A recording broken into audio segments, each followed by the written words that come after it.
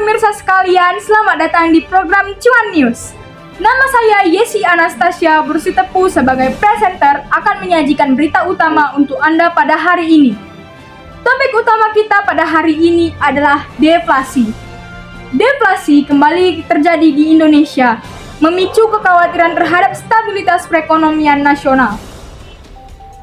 Bagaimana kondisi ini bisa berdampak pada sektor usaha dan kehidupan sehari-hari masyarakat di Indonesia? Dan bagaimana dengan peran pemerintah dalam mengatasinya? Simak laporan selengkapnya di berita kami selanjutnya.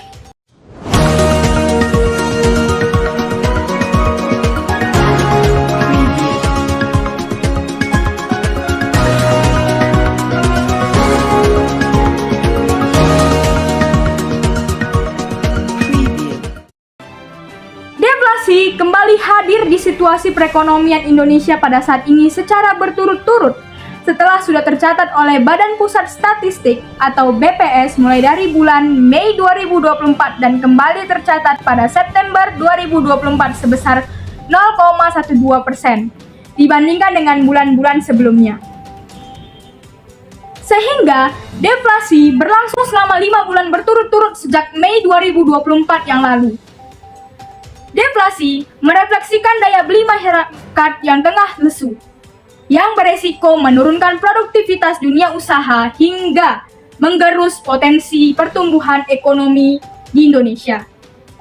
Menurut pelaksana tugas Kepala Badan Pusat Statistik, Amalia Adininggar Widyasanti, menyatakan, deflasi disebabkan oleh pasokan pangan yang berlimpah yang tidak disertai dengan permintaan yang seimbang. Selain itu, BPS juga mencatat hampir semua provinsi di Indonesia mengalami deflasi. Hanya 14 provinsi yang masih terjadi inflasi secara bulanan.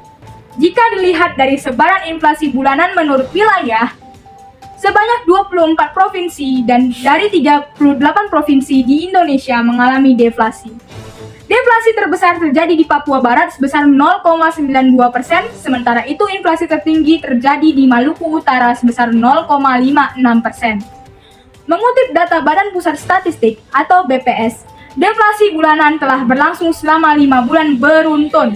Berturut-turut deflasi per Mei sebesar 0,03%, per Juni sebesar 0,08%, per Juli sebesar 0,18%, dan Agustus 0,03%, serta per September 2024 sebesar 0,12%.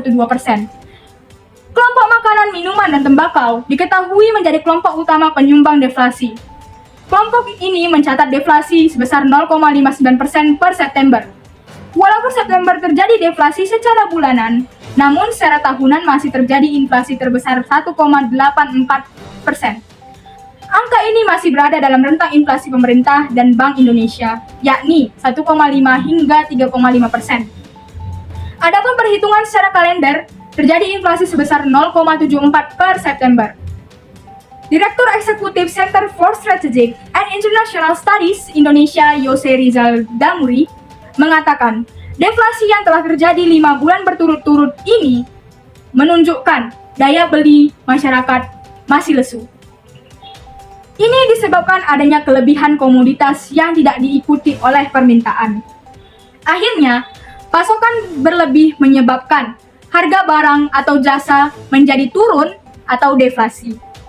Pelemahan daya beli ini disebabkan berbagai permasalahan struktural yang dialami dunia usaha, seperti deindustrialisasi dini, pemutusan hubungan kerja atau PHK, dan minimnya lapangan pekerjaan. Tentu ini akan mempengaruhi pada kondisi perekonomian Indonesia. Padahal, daya beli masyarakat sangat krusial berkaitan dengan ekspansi manufaktur dan dunia usaha di Indonesia. Dengan permintaan yang meningkat, dunia usaha bisa meningkatkan belanja bahan bakunya dan meningkatkan produksinya. Sehingga serapan tenaga kerja juga akan bertambah dan pertumbuhan ekonomi akan meningkat. Oleh karena itu, Yose menekankan pemerintah penting sekali untuk membenahi persoalan ini. Dalam jangka pendek, pemerintah bisa memberi stimulus dengan memberikan bantuan sosial untuk merangsang daya beli masyarakat. Adapun dalam jangka panjang, pemerintah perlu terus membenahi ekosistem dunia usaha sehingga bisa merangsang investasi dan produktivitas, penciptaan lapangan pekerjaan yang masif dan berkualitas, serta memberikan upah yang berkualitas serta menurunkan nilai suku bunga yang diharapkan dapat memacu pertumbuhan ekonomi di Indonesia. Selain itu juga diperlukan kebijakan yang terukur agar dampak negatif dari deflasi tidak semakin meluas.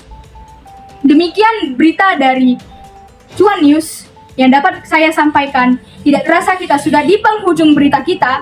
Terima kasih karena sudah menonton berita ini sampai habis. Saksikan terus program Cuan News untuk berita-berita terbaru tentang ekonomi dari kami. Saya Yesi, pamit undur diri. Terima kasih.